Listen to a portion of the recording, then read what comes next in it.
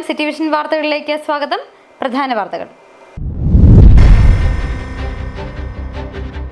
ദേശീയപാത 85ന്റെ ഭാഗമായ നേരിമംഗലം വനമേഖലയിലെ നിർമ്മാണ വിലക്ക് നീക്കുന്നതിന് സർക്കാർ ഹൈക്കോടതിയിൽ. ഇനിയും അനുകൂലമായ സത്യവാങ്മൂലം സമർപ്പിക്കാത്തതിൽ പ്രതിഷേധവുമായി ദേശീയപാത സംരക്ഷണ സമിതി. ഒരു വർഷമായി മുടങ്ങിക്കിടക്കുന്ന ഇടമലക്കുടിയിലേക്കുള്ള റോഡ് നിർമ്മാണം അടിയന്തരമായി പൂർത്തീകരിക്കുമെന്ന് പട്ടികവർഗ വകുപ്പ് മന്ത്രി OR കേളു നിയമസഭയിൽ വ്യക്തമാക്കി.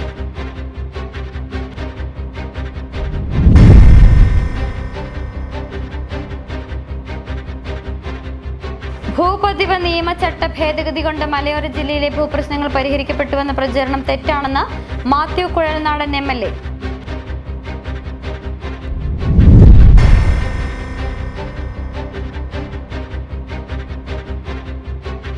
പതിനാലാമത് ഇടുക്കി സഹോദയ കലോത്സവത്തിൽ വിജയകിരീടം ചുടി തൂക്കുപാലം വിജയമാത പബ്ലിക് സ്കൂൾ.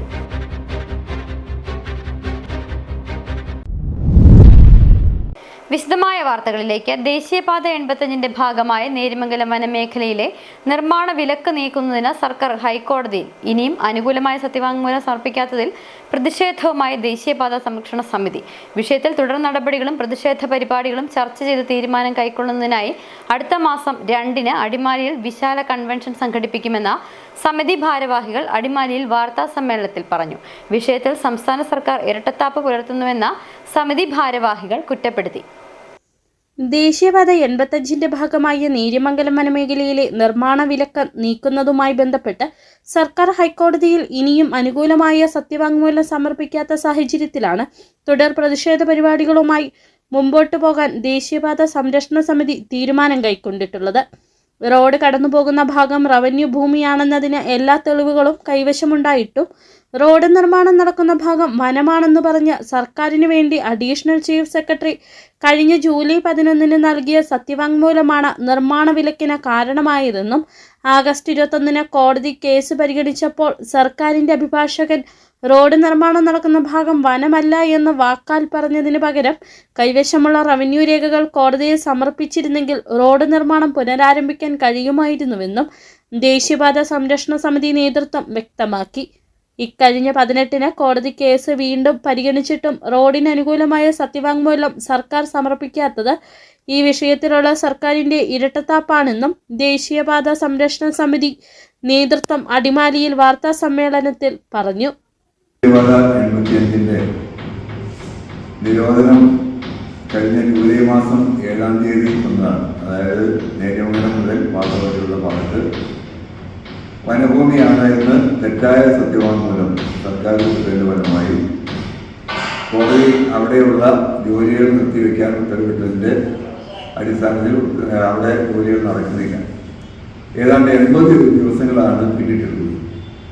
അന്നു മുതൽ സർക്കാർ ഭരണപക്ഷം ആളുകൾ എല്ലാവരും പറഞ്ഞുകൊണ്ടിരിക്കുന്നത്, മന്ത്രി അടക്കം പറഞ്ഞുകൊണ്ടിരിക്കുന്നത് അവിടെ ദേശീയപാത നിർമ്മാണം നിരോധിച്ചിട്ടില്ല, അവിടെ ജോലികളാരും നടന്നിട്ടില്ല.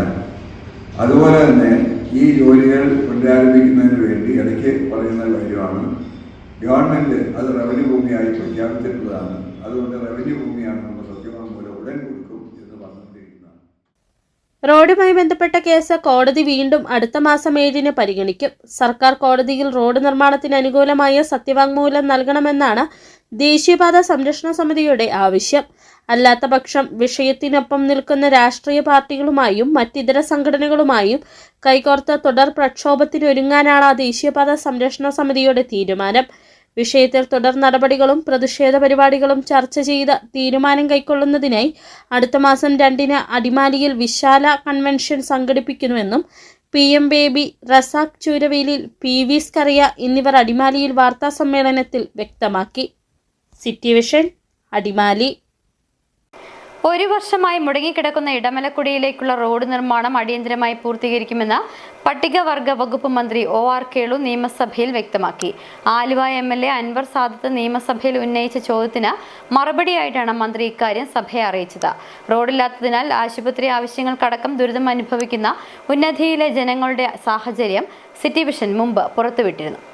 റോഡ് ഗതാഗതമില്ലാത്തതിനാൽ ഏകഗോത്രവർഗ പഞ്ചായത്തായ ഇടമലക്കുടിയിലെ വിവിധ ഉന്നതികളിൽ നിന്നുള്ള രോഗികളടക്കം തുണിയിൽ കെട്ടി കിലോമീറ്ററുകൾ ചുമന്ന ആശുപത്രിയിൽ എത്തിക്കുന്നതടക്കമുള്ള വാർത്തകൾ മുമ്പ് പുറത്തു വന്നിരുന്നു. ഇതിനു പിന്നാലെ റോഡ് നിർമ്മാണം വേഗത്തിലാക്കുമെന്ന് MLA വ്യക്തമാക്കി.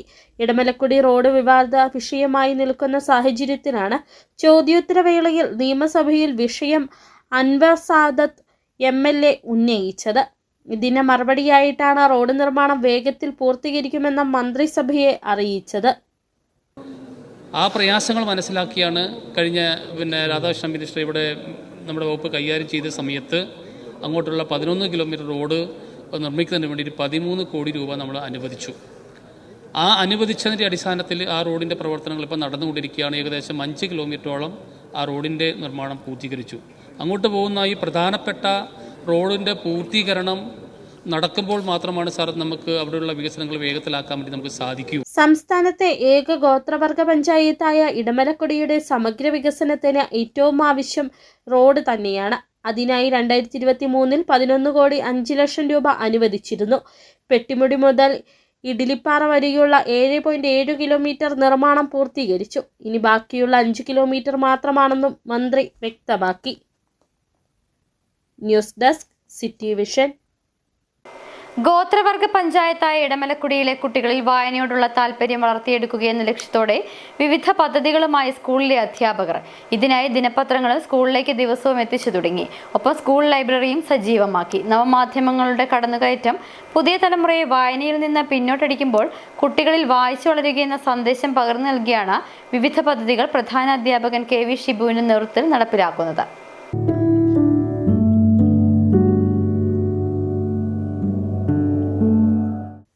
ആധുനികതയുടെ കടന്നുകയറ്റത്തിൽ പുസ്തകങ്ങൾ എന്ന പഴയകാലത്തിൻ്റെ ഓർമ്മകളായി മാറുമ്പോൾ വായിച്ചറിഞ്ഞ് വളരണമെന്ന സന്ദേശമാണ് ഇടമലക്കുടി ട്രൈബൽ LP സ്കൂളിലെ അധ്യാപകർ കുരുന്നുകൾക്ക് പകർന്നു നൽകുന്നത്. ഇതിൻ്റെ ഭാഗമായി രാവിലെ തന്നെ കുട്ടികൾക്ക് പത്രം വായന നിർബന്ധമാക്കി. വാർത്തകളെക്കുറിച്ച് പിന്നീട് അധ്യാപകരും വിദ്യാർത്ഥികളും ചർച്ച നടത്തും. എല്ലാ ദിവസവും കുറച്ചു സമയം മറ്റു പുസ്തകങ്ങൾ വായിക്കുന്നതിനും സ്കൂൾ ലൈബ്രറിയിൽ സംവിധാനം ഒരുക്കിയിട്ടുണ്ട്. വായന കളരി തുടങ്ങുകയും ഏകദേശം ഒരു 10 പത്രം മലയാള മനോരമ പോലെയുള്ള പത്രങ്ങളൊക്കെ നമുക്കവിടെ ലഭിച്ചിട്ടുണ്ട്. 2015 ശേഷം ആദ്യമായിട്ടാണ് അവിടെ പത്രമൊക്കെ വരുന്നത്. അത് നമ്മുടെ വായനയെ വളരെയധികം പ്രോത്സാഹിപ്പിക്കാൻ സഹായിക്കുമെന്ന് ഞങ്ങൾ കരുതുകയാണ്. കൂടാതെ തുറന്ന ഒരു ലൈബ്രറി അവർക്ക് നമ്മൾ സമ്മാനിച്ചിട്ടുണ്ട്. അവർക്ക് എപ്പോൾ വേണമെങ്കിലും കയറി വായിക്കാനുള്ള സൗകര്യമെല്ലാം ഒരുക്കുന്നുണ്ട് നമ്മൾ. അത് അവരെ ഒരു പുതിയ ലോകത്തിലേക്ക്, വായനയുടെ ലോകത്തിലേക്ക്, വായനയാണ് ശക്തി എന്ന ഒരു അറിവിലേക്ക് അവരെ മാറ്റാൻ സാധിക്കുമെന്ന് ഞങ്ങൾ വളരെയധികം വിശ്വസിക്കുകയാണ്. സ്കൂളിലേക്ക് കുട്ടികൾ ഇപ്പോൾ കൂടുതലായി എത്തിത്തുടങ്ങിയിട്ടുമുണ്ട്. മാത്രവുമല്ല, വായനാശീലം ആരംഭിച്ചതോടെ കുട്ടികളിൽ എഴുത്തിനോടുള്ള താല്പര്യവും വളർത്തിയെടുക്കാൻ കഴിയുന്നുണ്ടെന്നും അധ്യാപകർ പറയുന്നു. City vision, Munnar.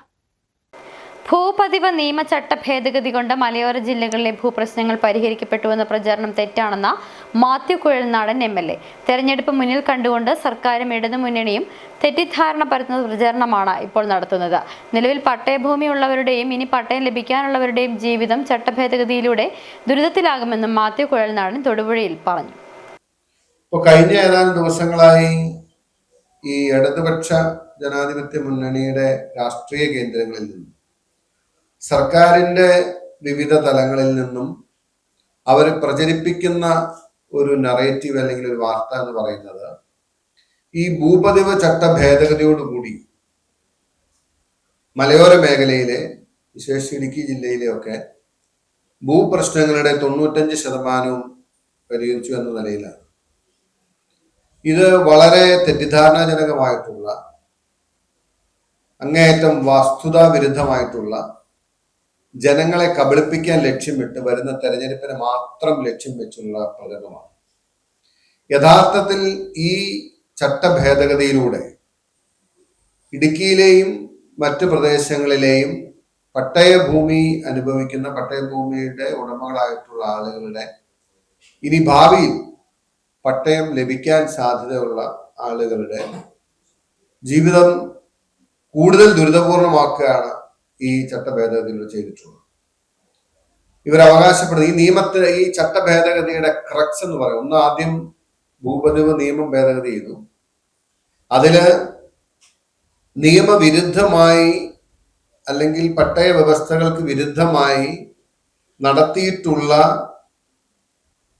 പ്രവർത്തനങ്ങളെ, കൺസ്ട്രക്ഷൻസിനെ റെഗുലറൈസ് ചെയ്യാൻ സർക്കാരിന് അധികാരം നൽകിക്കൊണ്ടാണ് ഭൂപതിവ് നിയമം ആദ്യം ഭേദഗതി ചെയ്തത്. അതിന് പിന്നാലെ ചട്ടം കൊണ്ടുവരുമ്പോൾ എല്ലാത്തിനും ക്ലാരിറ്റി ഉണ്ടാവും, എല്ലാം തീരും, എല്ലാം ഇവർ പറയുന്ന അല്ലെങ്കിൽ ഞങ്ങൾ ഉന്നയിക്കുന്ന പ്രശ്നങ്ങളൊന്നുമില്ല, അത് ബോധ്യപ്പെടും എന്നാണെന്ന് അവർ പറഞ്ഞു. ശ്രീനാരായണ ഗുരുദേവന്റെ 98ാമത് മഹാസമാധി ദിനാചരണം വിവിധ SNDP ശാഖായോഗങ്ങളുടെ നേതൃത്വത്തിൽ പ്രത്യേക പ്രാർത്ഥനകളും മഹാസമാധി ദിനാചരണവും സംഘടിപ്പിച്ചു. NRCT 1390 നമ്പർ SNDP ശാഖായോഗത്തിന്റെ നേതൃത്വത്തിൽ സംഘടിപ്പിച്ച പരിപാടിയിൽ നിരവധി ശ്രീനാരായണീയ വിശ്വാസികളാണ് പങ്കെടുത്തത്. അധാർമികതയും അസമത്വവും നിലനിന്നിരുന്ന കാലഘട്ടത്തിൽ അധസ്ഥിത ജനവിഭാഗത്തെ ആത്മീയതയുടെ ഉണർവ് പകർന്ന് നവോത്ഥാനത്തിലേക്ക് നയിച്ച മഹാഗുരു ശ്രീനാരായണ ഗുരുദേവന്റെ 98ാമത് മഹാസമാധി ദിനാചരണം SNDP യോഗത്തിന്റെ വിവിധ ശാഖായോഗങ്ങളിൽ നടന്നു. NRCT SNDP ശാഖായോഗത്തിന്റെ നേതൃത്വത്തിൽ ഗുരുദേവ ക്ഷേത്രത്തിൽ പ്രത്യേക പൂജകളും തുടർന്ന് ഉപവാസ പ്രാർത്ഥനയും നടത്തി.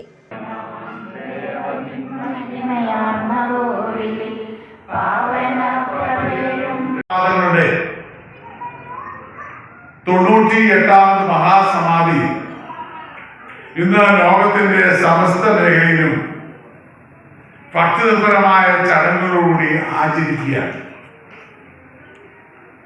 ഇന്ന് രാജാക്കാട് SNDP യൂണിറ്റ് വ്യത്യസ്തങ്ങളായ സഹായങ്ങളിൽ ഇതിനകം തന്നെ പ്രാർത്ഥനാ യോഗങ്ങളും ഉപവാസ യജ്ഞങ്ങളും ആരംഭിച്ചു കഴിഞ്ഞിരിക്കുക. SNDP യോഗം Rajakkad union president MB Sreekumar, യോഗം assistant secretary KD Ramesh, union vice president G Ajayan, secretary KS Latheesh Kumar, Sreemad Prabodha Theertha Swamikal, ശാഖാ president KP Jain, secretary PK Sunilkumar എന്നിവർ ചടങ്ങുകൾക്ക് നേതൃത്വം നൽകി. നിരവധി ശ്രീനാരായണീയ ഭക്തരാണ് മഹാസമാധി ദിനാചരണത്തിൽ പങ്കെടുത്തത്. City vision, Rajakkad. ഇടവേള.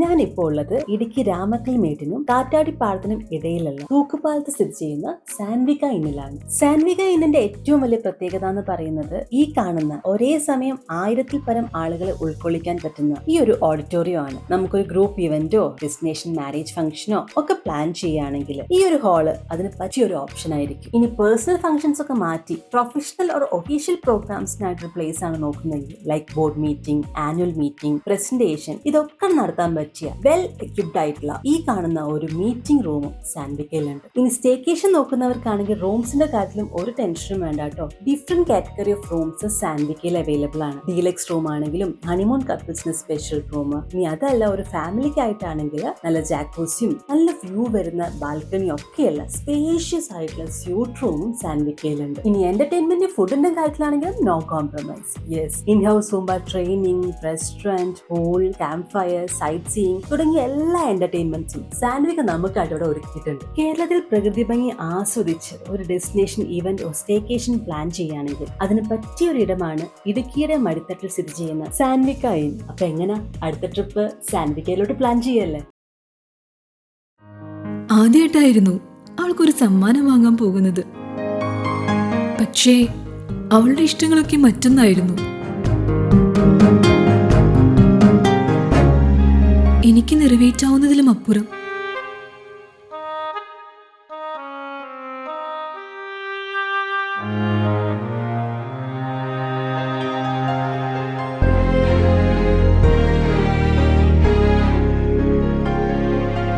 എന്റെ കുഞ്ഞു സമ്മാനങ്ങളൊന്നും അവളെ സന്തോഷപ്പെടുത്തിയില്ല.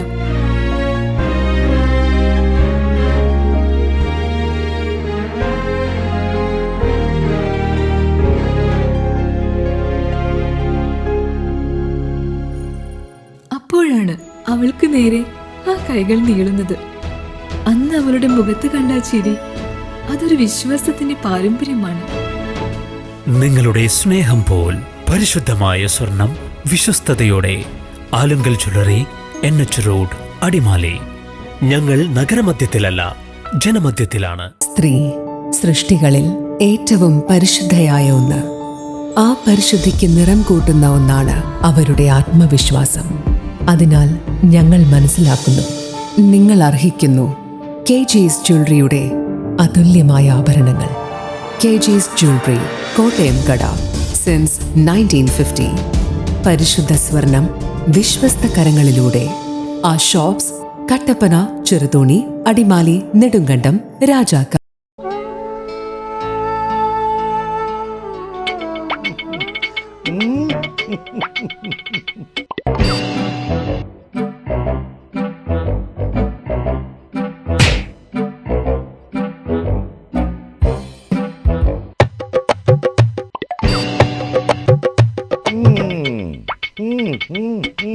ഇതാണ് സാധനം.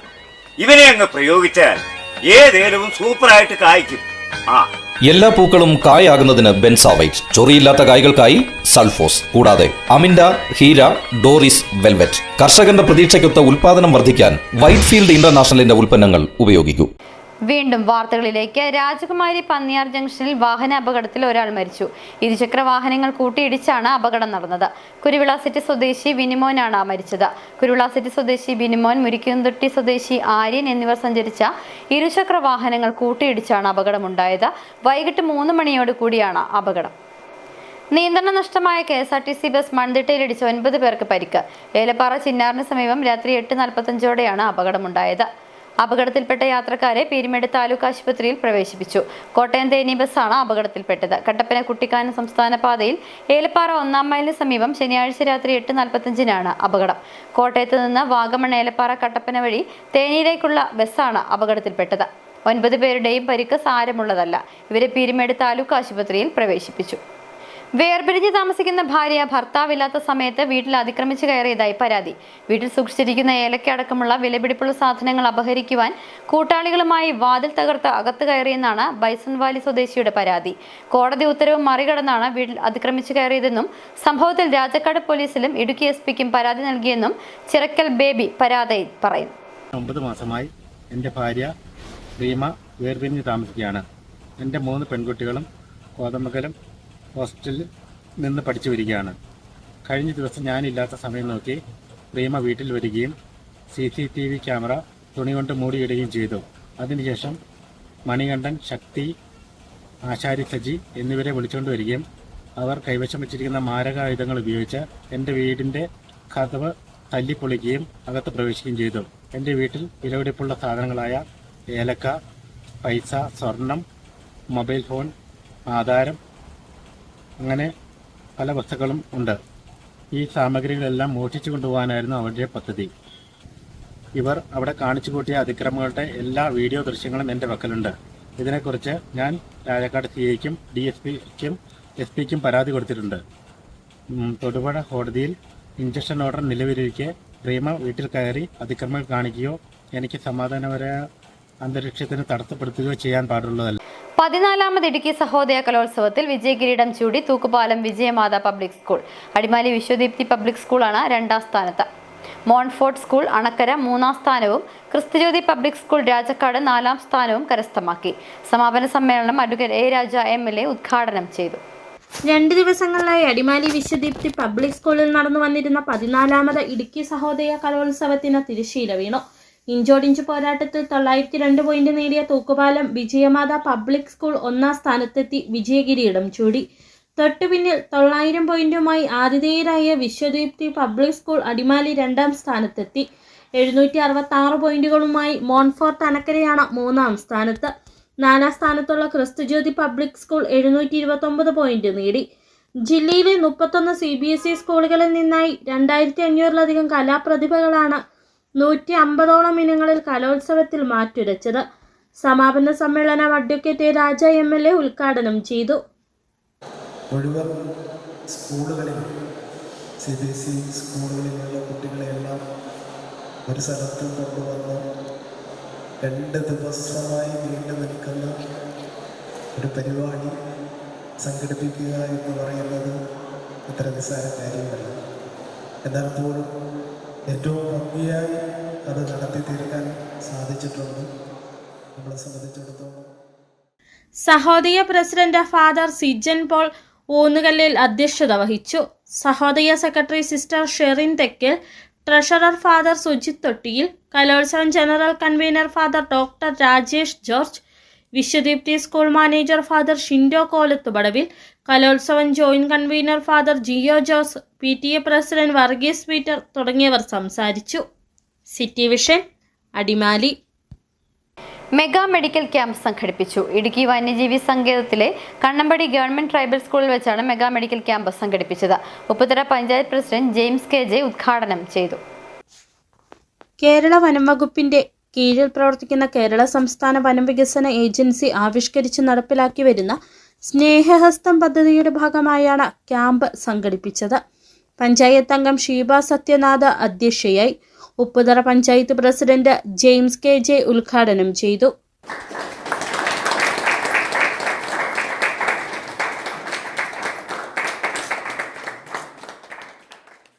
പോകുന്നതിന് മുന്നേ തന്നെ എല്ലാവരും ഇതിൻ്റെ ഒരു പ്രയോജനം പറ്റുവാനായിട്ട് ശ്രദ്ധിക്കണമെന്ന് നമ്മുടെ ഉന്നതി അധ്യക്ഷന്മാരോടെല്ലാം ഞാൻ അഭ്യർത്ഥിക്കുകയാണ്. അപ്പോൾ ഏറ്റവും നല്ല രീതിയിൽ ഇവരുടെ സേവനം നമുക്ക് ലഭിക്കട്ടെ. നമ്മുടെ ഈ പ്രദേശത്തോട്ട് കടന്നു വന്ന ഈ ഡോക്ടേഴ്സിൻ്റെ ഈ ടീമിനെ, ഫുൾ ടീമിനെ ഏറ്റവും കൃത്യമായിട്ട് ഗ്രാമപഞ്ചായത്തിൻ്റെ പേരിൽ സ്വാഗതം ചെയ്യുന്നു. എല്ലാവിധമായ ആശംസകളും അനുമോദനങ്ങളും അറിയിച്ചുകൊണ്ട് സമയം വൈകിയതിനാൽ കൂടുതൽ കാര്യങ്ങൾ പറയുന്നില്ല. നിങ്ങൾ നൽകിയ എല്ലാ സേവനങ്ങൾക്കും കൃത്യമായിട്ടുള്ള നന്ദി സ്നേഹം അറിയിച്ചുകൊണ്ട് ഇന്നത്തെ ഈ പ്രോഗ്രാം ഉദ്ഘാടനം ചെയ്ത് അറിയിച്ചുകൊണ്ട് എൻ്റെ വാക്കുകൾ നിർത്തി. Idukki wild life warden G. Jayachandran മുഖ്യപ്രഭാഷണം നടത്തി. കേരളത്തിൽ വനത്തിനുള്ളിൽ താമസിക്കുന്ന ആദിവാസികളുടെ ആരോഗ്യ പരിപാലനം ലക്ഷ്യമിട്ട് കേരളത്തിലുടനീളം 100 ക്യാമ്പുകൾ ഈ പദ്ധതിയുടെ ഭാഗമായി നടത്തുന്നുണ്ട്. ഇന്ത്യൻ മെഡിക്കൽ അസോസിയേഷനുമായി സഹകരിച്ചാണ് ക്യാമ്പ് സംഘടിപ്പിച്ചത്. IMA അംഗങ്ങളായ കട്ടപ്പന സെന്റ് ജോൺസ് ആശുപത്രിയിലെ 6 ഡോക്ടർമാർ രോഗികളെ പരിശോധിച്ച് മരുന്നുകൾ സൗജന്യമായി വിതരണം ചെയ്തു. ക്യാമ്പിൽ കണ്ണ് പരിശോധന നടത്തി. ആവശ്യമായവർക്ക് സൗജന്യമായി കണ്ണടകളും നൽകി. പഞ്ചായത്ത് അംഗം PR രശ്മി, കണ്ണമ്പടി ഊരുമൂപ്പൻ രാമൻ എന്നിവർ ആശംസകൾ അർപ്പിച്ചു.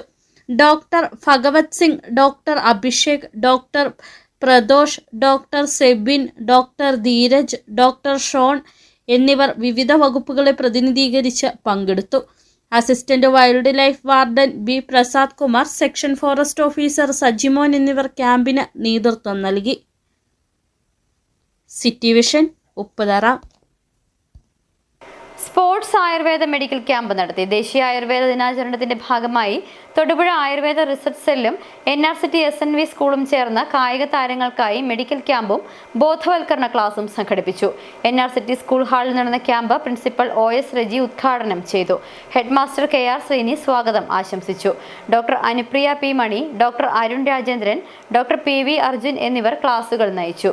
ബിജി ജോയ്, കായികാധ്യാപകൻ A. സുനിൽകുമാർ എന്നിവർ പ്രസംഗിച്ചു. സ്വർണം വെള്ളി നിരക്കുകൾ. ബെന്നീസ് ജുവലറി, സ്വർണം വെള്ളി ഡയമണ്ട് ആഭരണങ്ങളുടെ കലവറ. സ്വർണ്ണാഭരണങ്ങൾ ഹോൾസെയിൽ വിലയിൽ സ്വന്തമാക്കാം. 22K 916 ലൈറ്റ് വെയ്റ്റ് ആഭരണങ്ങൾ. രാജ്കോട്ട്, സിംഗപ്പൂർ, ടർക്കിഷ്, കുവൈറ്റ് ആഭരണങ്ങളുടെ ഏറ്റവും പുതിയ കളക്ഷൻസ്. 92.5 വെള്ളി ആഭരണങ്ങൾ. എവർക്കും അനുയോജ്യമായ ബഡ്ജറ്റിൽ 95% എക്സ്ചേഞ്ച് വാല്യൂ ലഭിക്കുന്ന ഡയമണ്ട് ആഭരണങ്ങളുടെ വലിയ ശേഖരം. ഇനി മനസ്സുപോലെ പരിശുദ്ധമായ പൊന്ന്. Benny's jewellery, Benny's tower, bus stand junction, Rajakkad. സ്വർണം ഗ്രാമിന് 10,280 രൂപ, പവന് 82,240 രൂപ, വെള്ളി ഗ്രാമിന് 145 രൂപ. പ്രധാന വാർത്തകൾ ഒരിക്കൽ കൂടി. ദേശീയപാത 85ന്റെ ഭാഗമായ നേരിമംഗലം വനമേഖലയിലെ നിർമ്മാണ വിലക്ക് നീക്കുന്നതിന് സർക്കാർ ഹൈക്കോടതിയിൽ. ഇനിയും അനുകൂലമായ സത്യവാങ്മൂലം സമർപ്പിക്കാത്തതിൽ പ്രതിഷേധവുമായി ദേശീയപാത സംരക്ഷണ സമിതി. 1 വർഷമായി മുടങ്ങിക്കിടക്കുന്ന ഇടമലക്കുടിയിലേക്കുള്ള റോഡ് നിർമ്മാണം അടിയന്തരമായി പൂർത്തീകരിക്കുമെന്ന് പട്ടികവർഗ വകുപ്പ് മന്ത്രി OR കേളു നിയമസഭയിൽ വ്യക്തമാക്കി.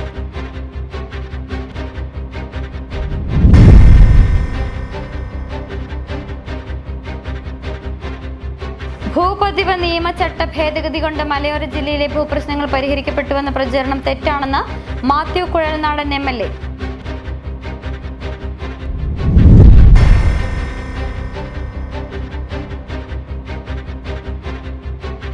പതിനാലാമത് ഇടുക്കി സഹോദയ കലോത്സവത്തിൽ വിജയകിരീടം ചൂടി തൂക്കുപാലം വിജയമാത പബ്ലിക് സ്കൂൾ.